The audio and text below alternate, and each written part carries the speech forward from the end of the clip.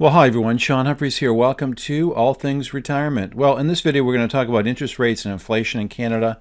So some pretty good news. We're seeing inflation continue to go down in Canada.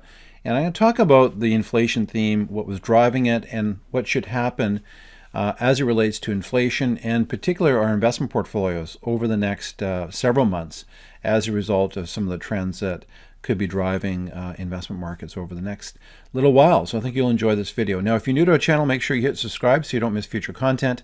And if you're interested in getting a free retirement analysis, there's a link in the show notes. Click that, take you back to our website where you can find out more information about our retirement planning snapshot, as well as other free educational resources on wealth planning and retirement income planning. Okay, let's take a look at inflationary trends in Canada. And this chart in front of you on the screen is from Stats Canada information. And so it's tracking inflation increase smallest since August of 2021. So we've seen inflation being an issue in the economy for a while now. Consumer Price Index year over year percent change, and we're hitting now a 4.3% annualized rate. And so you can see that inflation tipped up dramatically so that it peaked just above 8%. And then, of course, we've seen interest rates going up by the central banks. Bank of Canada was raising rates. Pretty dramatic increase over a short period of time. But it looks like that rate hike, a series of rate hikes, is having the intended effect. It's beginning to slow down inflationary pressure in the economy. Now, the Bank of Canada's target rate is 2%, and their stated position is that they think they'll reach that rate around the end of 2024. Now, there's a chance that that can happen before that. And so as we look at this current rate situation where rates likely have peaked in terms of central bank policy, rates will likely come down over the next 12 to 16 to 18 months. What does that mean for us as investors? Are there opportunities that we could exploit in fixed income markets? So let's take a look at that. Now, the first thing we need to do is take a look at where interest rates have come from over the last few years. And that really forms a bit of the backstory to where interest rates have been and where they likely will go to.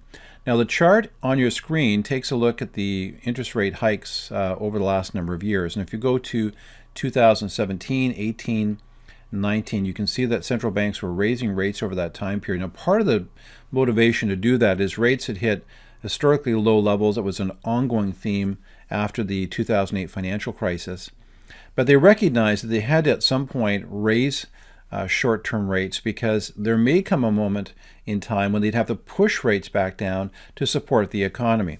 So they got rates up, and then lo and behold, COVID hits in 2020, and all of a sudden you see this dramatic reduction in interest rates, and of course rates fell to almost zero for all intents and purposes. Now, rates were low, and then we saw the inflationary pressure. So again, the inflation was driven by supply chain interruptions, labor market disruptions, the whole issue of shutting down global economies and opening up, and this pent-up demand for goods and services, but the capacity to fulfill that demand wasn't there. Then you saw central bank action and government spending tons of money, too much money chasing too few goods and services.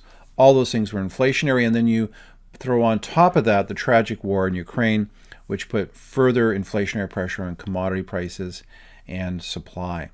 So central banks began to panic, and you can see that in 2022 this is a very violent series of rates over a very short period of time, and it created volatility for both the stock market and the bond market. What was interesting, pretty frustrating for many investors, is the bond market didn't rally in 2022 when the stock market went down. I think it's the first time in 40 years that the bond market didn't rally when the stock market was having a difficult time. But we think there's about to be a sea change. There's a potential opportunity for investors to take advantage of the fact that rates have likely peaked. And if you look at the trend lines now for inflation in Canada, likely you'll see rates peaking. They probably are there now, and likely the rates will begin to come down. Now, why is that important? Let's take a look at that. So this chart is looking at U.S. 10-year Treasury bonds. But the same thing could be true for Canada. You can see that on this chart, if you look at 10-year bonds, the yield in 10-year bonds was very low. Again, we were under 1% at one point through COVID. And then rates slowly went up, and then went up dramatically as interest rates were going up because of central bank policy. Near the end of this particular chart in early 2023, 10-year rates were 3.4%. 3.48%. Now, there's an inverse relationship between interest rates and bond prices. If you and I buy a bond and we're getting 3.48%, if we just hold the bond to maturity, we're going to get back our original capital plus our interest rate, or referred to as a coupon rate. Now, if for whatever reason we had to sell that bond before it matures, that's a different story. We might have to sell that bond at a loss if the interest rate that we're getting on the bond that we're holding is lower than the general interest rates in the economy. So let's say that you bought a bond, a 10-year U.S. Treasury, or a pension manager or investor, and you bought a bond here where the interest rate on the bond might have been 1.5%. So now we're in a situation where new investors with cash could get 3.48%.